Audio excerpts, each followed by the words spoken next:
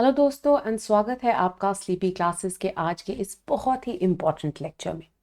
Now we know international relations जो है is one of the most dynamic realms when it comes to the working of global politics, when it comes to the study, when it comes to various subjects in UPSC as well। ठीक है, और इसके अंदर जो changes होते रहते हैं उन इवेंट्स के अंदर again there are certain facts that you're supposed to know, and then very importantली दो चीज़ें आपको और जो पता होनी चाहिए। पहली चीज़, why did a certain event happen, right. So say for example जब हम वर्ल्ड हिस्ट्री के अंदर भी कोई चीज़ पढ़ते हैं, से अगर वर्ल्ड वॉर 1 के बारे में पढ़ते हैं, वर्ल्ड वॉर 2 के बारे में पढ़ते हैं, तो हम ये देखना चाहते हैं that why is it that the world came to the brink and then finally waging of these disasters wars, right. So what were certain causes and then in these causes, right, ये causes सिर्फ political नहीं होते हैं, there are multitude of causes, right. हमने बात की हुई है पहले भी मल्टी डायमेंशनैलिटी की, then multi dimensionality should be brought in.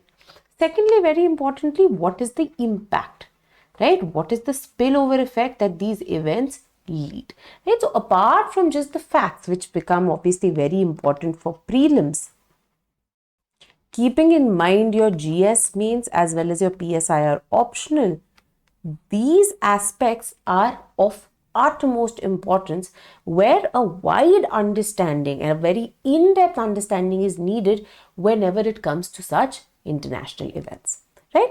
Now, the Middle East or West Asia, as we today call it, has always been a cauldron of these boiling conflicts which are continuously spilling over from one country to the other, right? And आपको याद होगा एक बहुत ही important event which was the Arab Spring, right? Arab Spring जो कि Tunisia से इसकी शुरुआत हुई थी, went on till in Egypt as well, right? And इसी Arab Spring की चपेट के अंदर had also come another country called Syria, right?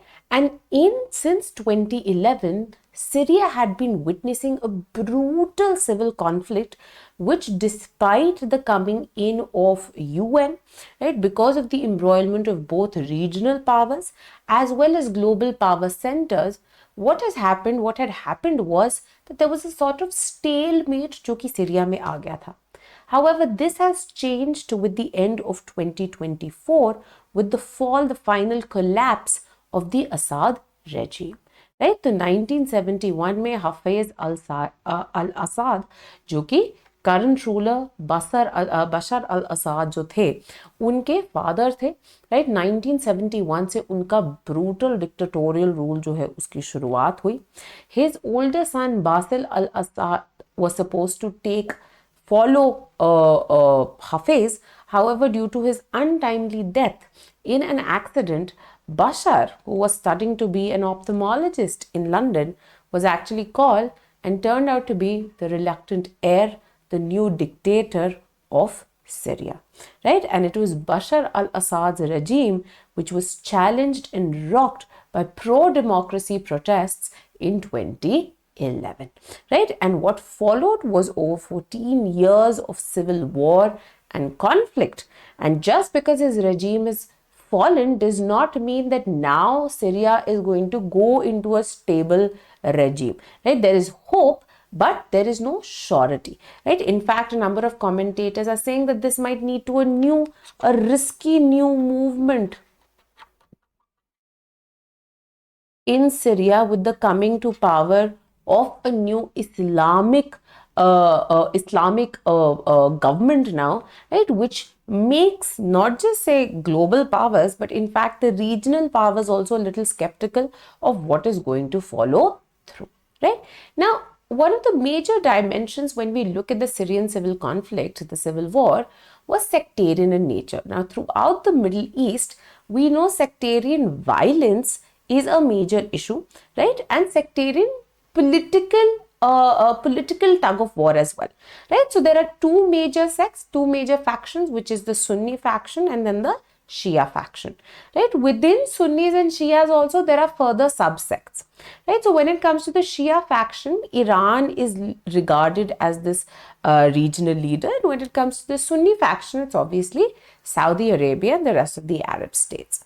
Now, when it came to Syria, what happened was that the ruling minority belonged to what we call as the Alawite sect, right? And the Alawites fall within the larger Shia umbrella.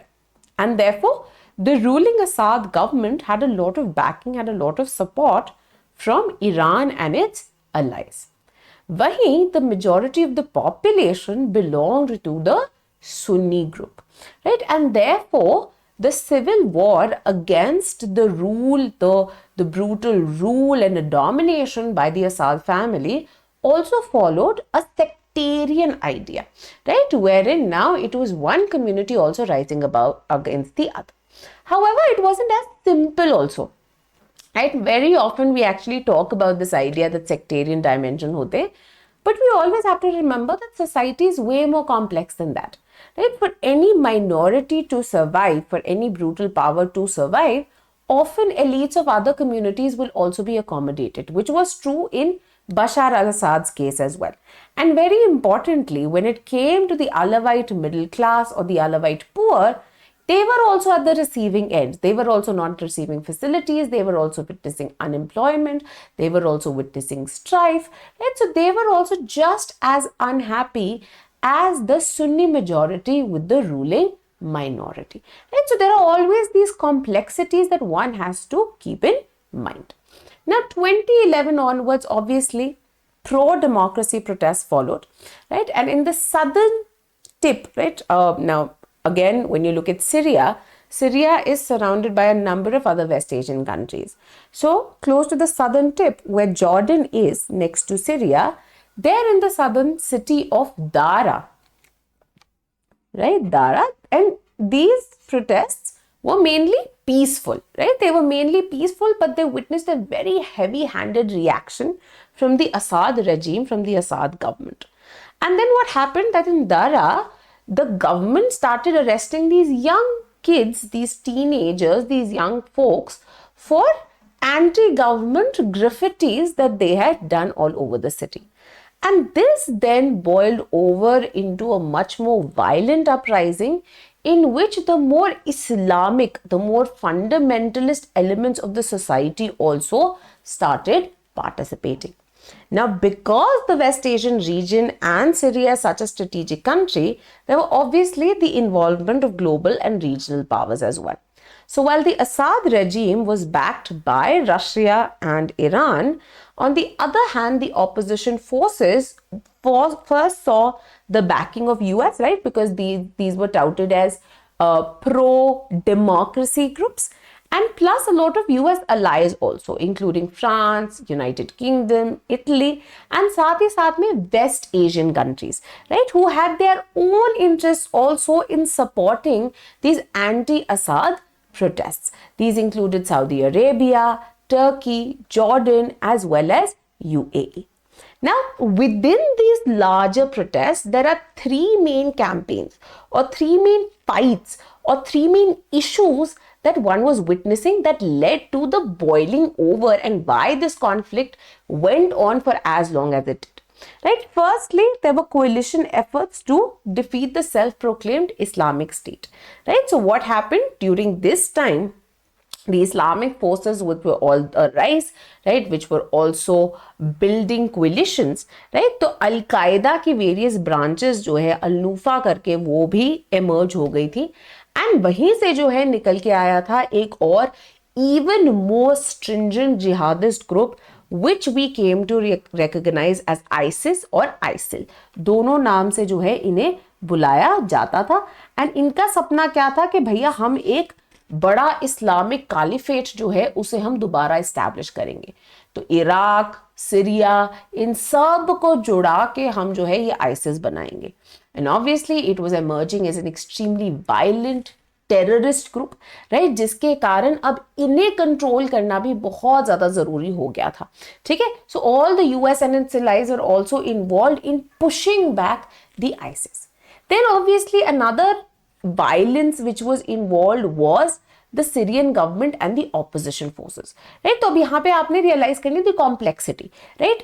Within the opposition forces there is the more extremist one जो कि ISIS root पे चला गया है, उनको भी control करना है, पर at the same time opposition groups जो है, जो pro democracy है, उनको US, allies, West Asian countries का भी support मिल रहा है, and वो Syrian government के against भी लड़ रही हैं. And then obviously a new regional conflict which was brewing. तो जो northern Syria है वहां पे जो सीरियन कर्ड्स हैं, they have been a major cause of concern for Turkey and vice versa, जहां पे इस एरिया को लेके इनके बीच में टसल चलती रहती है. तो इसीलिए military operations also now started to be conducted against Syrian Kurds by Turkish forces. Turkey, who had now emerged as one of the most important regional supporters of the oppositional groups and the new groups जो कि emerge हो रहे थे within Syria की जो पूरी एक ये प्रो डेमोक्रेसी मूवमेंट चल रही थी. Now, what were agencies like the UN trying to do? What were organizations like the UN trying to do? Obviously, since 2011, 2012 onwards ही उन्होंने कोशिश करनी शुरू कर दी थी to rein in the conflict, right? To have some diplomatic avenue available, to have certain talks, certain negotiations, but nothing was really panning out. The first in this case was the first round of Geneva peace talks on Syria, right? जहां पे एक political transition negotiate करने की कोशिश की गई, but this had a complete breakdown. Another new round began in 2017, but again this was stalled. 2017 में then Russia ने कोशिश की by involving a number of states के एक conversation शुरू की जाए, but again this didn't really bear a lot of fruit, right? थोड़े टाइम तक ceasefire चली, but it couldn't really sustain itself, right? तो चलते चलते ये conflict जो है बढ़ती गई, leading to a lot of spillover in the other countries also, right? Because fighting के कारण बहुत सारे जो है refugees अब आ गए, और refugees का spillover कहाँ पे आया? Refugees went to Lebanon, refugees went to Jordan, refugees बहुत सारे जो है ऊपर टर्की की तरफ जो है ये चले गए. तो एक मेजर रिफ्यूजी क्राइसिस, अगेन आपको ये भी याद होगा, मेडिटेरेनियन के थ्रू अब ये रेफ्यूजीज जो है यूरोप भी पहुंचने की कोशिश कर रहे थे, राइट? जिसके कारण not just in West Asia but Europe के अंदर एक जो मेजर एंटी रेफ्यूजी सेंटिमेंट आया था, one of the core reasons for the same was the conflict in Syria and उसके spillover effects जिसके कारण refugee crisis जो है emerge हुआ था, which was now not only impacting West Asia but also Europe, particularly Eastern Europe and then the Mediterranean countries. अब 2018 अक्टूबर के अंदर क्या कोशिश की गई, क्योंकि रिबल फोर्सेस जो है अभी नॉर्थ की तरफ पुश कर दिए गए थे. The Syrian government was being supported, weapons जो है, एयर के जो सपोर्ट है, इनको मेजरली मिल रहे थे रशिया से, राइट? सीरियन गवर्नमेंट, असाद की गवर्नमेंट खुद तो बहुत शेकी थी, बट रशियन वेपन्स के कारण, रशियन सपोर्ट के कारण, आपको याद होगा द प्राइवेट ग्रुप वैगनर, ये बहुत इन्वॉल्व थे इवन इन सीरिया, ठीक है? इनकी सपोर्ट मिल रही थी. साथ ही में ईरान, एंड ईरान के जो एक प्रॉक्सी हैं, हम बात करते हैं एक्सिस ऑफ रेजिस्टेंस की, है ना? इनके एक्सिस ऑफ रेजिस्टेंस में जो HHH थ्रेट आती है, हमास, हुतीज एंड हेजबोला. तो जो हेजबोला है जो कि लेबनान में ऑपरेट कर रहे होते हैं, उन्होंने क्या किया कि अब उन्होंने अपना वेरी इंपॉर्टेंटली जो हेजबोला थे, हेजबोला बहुत ज्यादा पुश बैक कर रहे थे असाद के रेजीम के साथ प्रो डेमोक्रेसी ग्रुप्स को, ठीक है? अब ये जो इंटायर प्रॉब्लम थी देयरफॉर, राइट, जो पूरा सपोर्ट सिस्टम था असाद का, that was based on the allies जो कि उनके साथ निकल के आ रहे थे, एंड जिसके कारण जो रेबल फोर्सेस थी उनको ऊपर नॉर्थ की तरफ जो है शिफ्ट कर दिया गया. एंड उन रेबल फोर्सेस का एक मेजर सेंटर बन गया इदलिब, ठीक है?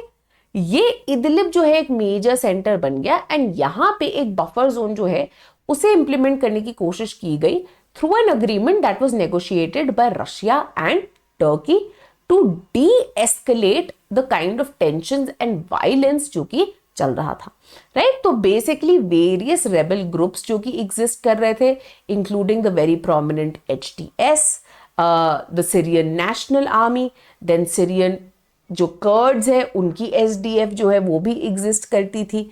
साथ ही साथ में आपकी जो गवर्नमेंट की फोर्सेस है, ये एक कोएग्जिस्ट कर रहे थे now in this entire region. Now in February 2023 what followed was a major catastrophe, right? Already itni catastrophe chal rahi thi with the civil war.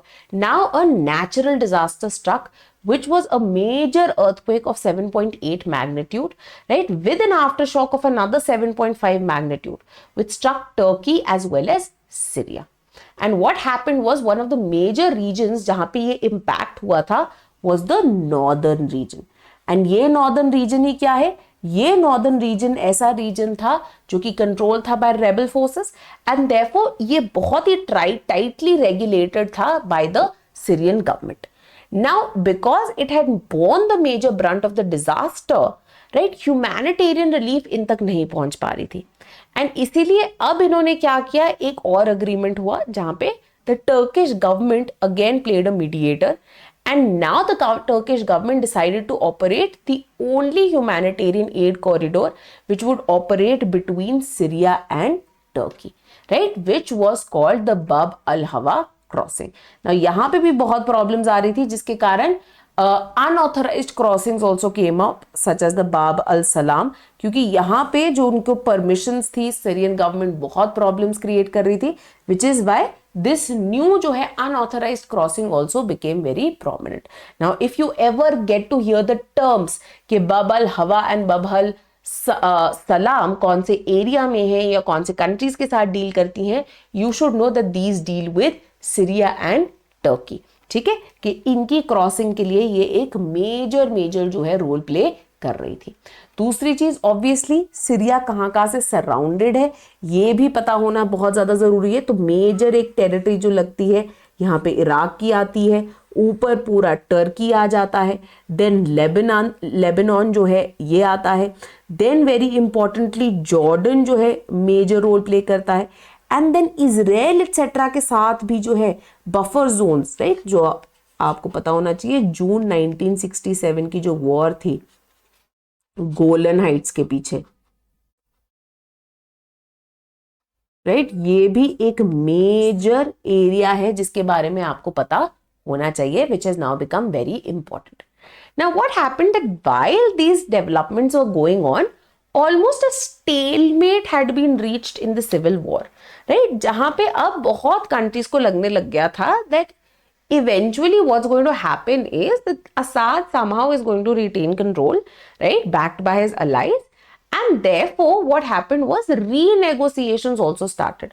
Now during the height of the conflict, the Arab League had pushed Syria out, right? Already Europe etc. ने तो उन पे sanctions लगाए हुए थे.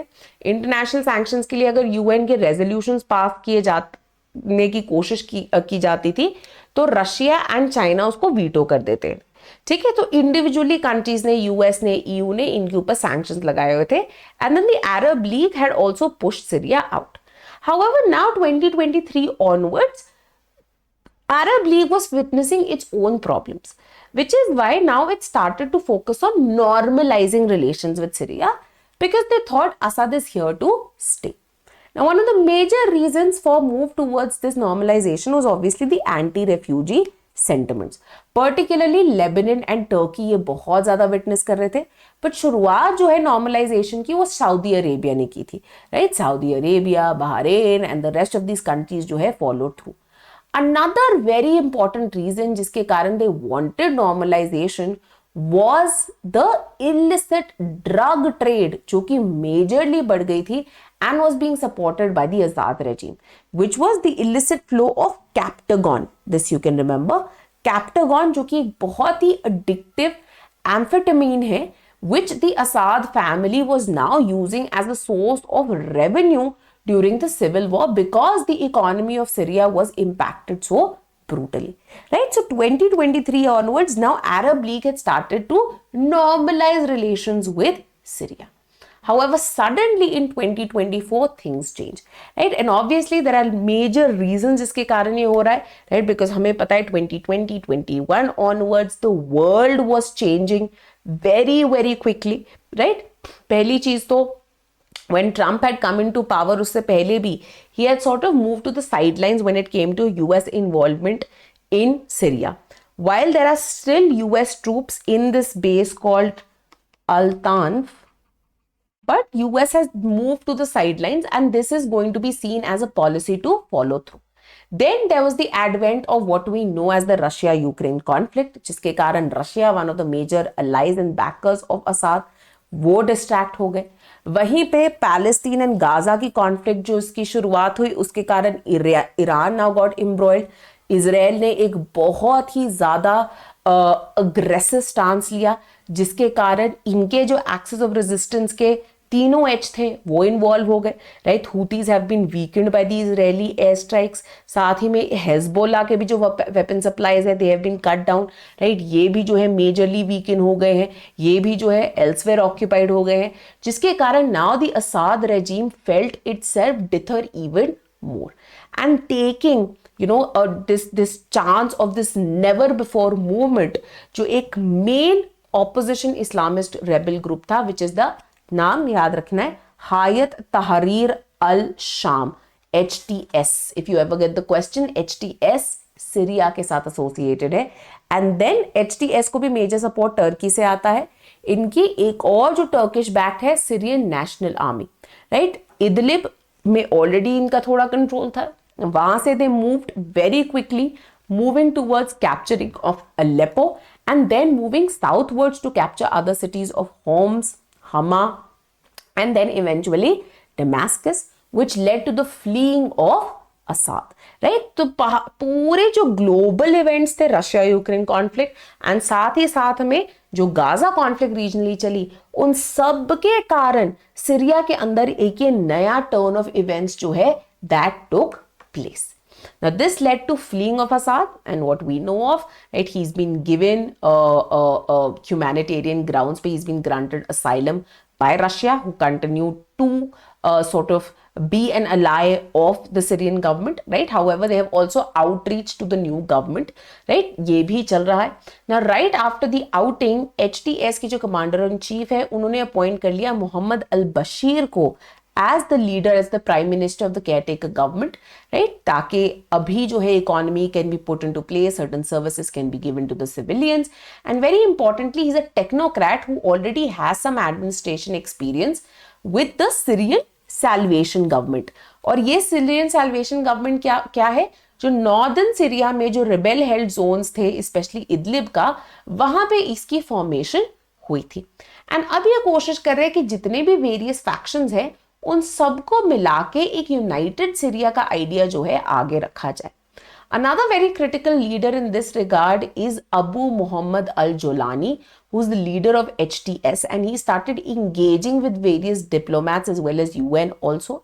साथ ही साथ में इन्होंने एटलीस्ट ये हाईलाइट करने की कोशिश की है that they want a kind of inclusive political transition which follows a non-violent route, which is based on the earlier UNSC resolution of 225. Right? Again, this UNSC resolution 225 किसके साथ डील करता है? सीरिया के अंदर एक inclusive non-violent political transition को ensure करने के लिए उसके साथ ये डील करता है. Now, the government is still finding its feet. So what is going to happen to the relations with the rest of the countries? Now, Turkey, as we've realized, the northern neighbor, one of the most consequential neighbor, one of the most powerful countries, Islamic countries in the region, right? It had been a supporter of the rebel side, the protesting side, right? And इन्होंने पहले उनका जो अरब spring था उसको भी support किया था, and then continuous जो सिविल वॉर चल रही थी वहां पे भी इन्होंने अपना सपोर्ट दिखाया था. However, this does not mean that now things are very hunky-dory for Turkey. No, there are certain concerns for Turkey also, and then vice versa for Syria also, including the new government. This is particularly to do with the Syrian Kurdish entity, which is the Syrian Democratic Forces in northern Syria, where Kurds ka region exists. And this organization has its roots in the Turkish Kurdish insurgency. Now, there is a lot of fear, particularly in the Kurdish-controlled northwestern Syria, which is this region called Rojava, jahan pe now they are scared that now with the Syrian government and the Assad regime gone, there is potential for a Turkish invasion to come and control this region. जो US ने mediate की थी cease fire between Kurds and the rebel forces which are backed by Turkey, that has also broken down, even though Kurds ने जो rebels हैं backed by Turkey उनको एक major town of मानबीज जो है ये दे दिया है, right. So to say that it's going to be all hunky dory henceforth for Syria is going to be a very short term argument, right. New regional conflicts and sub regional conflicts can now involve and embroil other partners as well. Now when it comes to Israel, obviously Israel के लिए this is a source of happiness, right, because the defeat of Assad regime comes as a blow to power of Iran also, right, which means that the Iran Syria axis जो है now that is broken, which means कि Iran का जो axis of resistance था Hezbollah जहां पे बहुत weapons जो है सीरिया से आते थे, now that is cut down, which means that Israel has some cause to celebrate. In fact, following this kind of siege by the rebel groups, Israel has shown a very assertive stance when it comes to dealing with Syria also. जहां पे Golan Heights के around जो कुछ buffer Jones है वहां पे Netanyahu government ने अपने ट्रूप्स को जो है भेजना शुरू कर दिया, ये कह के दैट इजरायली गवर्नमेंट जो है फॉर सम टाइम यहाँ पे कंट्रोल जो है इस्टेब्लिश करेगी. However, this does not mean that in the longer run things are going to be just as stable, right? Why? Because even though the HTS talks about pragmatic jihadism or pragmatic Islamism, kitni successfully they'll be able to follow this through remains to be seen. And then very importantly, if you see the HTS leader's name, उन्होंने अपने नाम के पीछे एक term लगाया हुआ है जोलानी, right, and ये किससे इंस्पायर्ड है? गोलन हाइट से इंस्पायर्ड है. तो इनफैक्ट ये देखा जा सकता है दैट फ्यूचर में ट्रबल बन सकता है जिसके कारण इजराइल प्रीएम्प्टिवली ही इतनी अग्रेसिव स्टांसेस ले रहा है, including taking control of the buffer zones that exist between in the Golan Heights between Syria and Golan Heights का जो रीजन है. When it comes to Iran also, it is a major issue for Iran. Iran बहुत ही, not only was it backing the Assad regime, not only because of the sectarian support, but Iran is also very deeply invested in Syria. It has a lot of military bases and other facilities जहाँ पे weapon production होती थी and supply जाती थी to Iran support groups including Hezbollah. साथ ही साथ में this was also command post for the very important Islamic revolutionary guard core commanders to actually coordinate with Hezbollah as well. Right now, this creates problems जिसके कारण Iran के जो regional ambitions हैं, they stand thwarted with the fall of the Assad regime. Now, one of the major global losers in this entire conflict, US, हम पहले ही बात कर रहे थे sidelines पे है, right? And US possibly sidelines पे रहने की ही अब, even though you know this entire event has come as a surprise, especially because of how Middle East had been panning out for the US, this comes as a sort of sigh of relief. But again, especially with the coming to power of President Trump, US is going to remain in a wait and watch zone on the sidelines, not wanting to embroil itself in this entire conflict and focusing on its own, you know, make America great idea. Right? So again, a more isolationist tendency when it comes to the Middle East is going to happen in the US.